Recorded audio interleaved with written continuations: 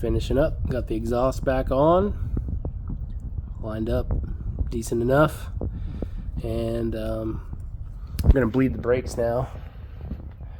So I have a Motiv power bleeder,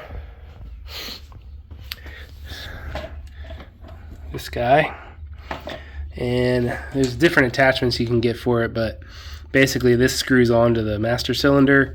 You put that on there, ties into this thing, you pump this up, gives you some vacuum, and then you don't need anybody to pump the brakes. You just crack the bleeder, wait till all the air comes out, close it off, and then move on to the next one. It makes it a lot easier, one-man job.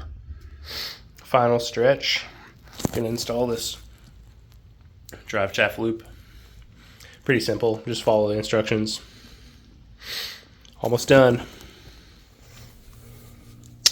Well, that's not a good sign. Something poured oil everywhere. I'm gonna have to see what's leaking. So seemingly the leak was these two fittings coming off of the oil filter adapter. I was able to tighten the AN fittings a little, maybe like a quarter turn, half turn at most. We'll see if that's tight enough. Fingers crossed. It lives. After puking oil everywhere, we tightened the lines up. We burped the coolant. We filled the power steering and burped the power steering. No leaks. No leaks. No leaks.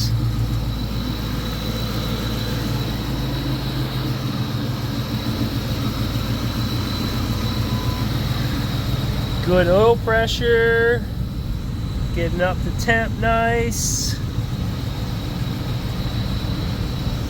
I think she's ready, baby.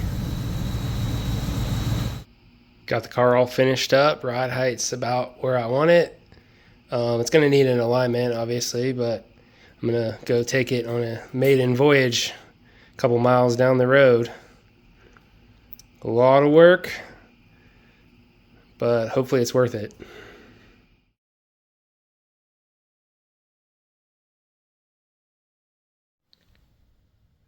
All right, ladies and gents, Project Apex Snake's pretty much a wrap.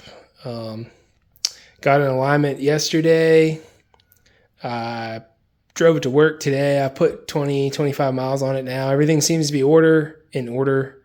I don't see any oil leaks. I don't see any coolant leaks. Don't see the diff leaking. I'm pretty impressed with the fuel coilovers, honestly.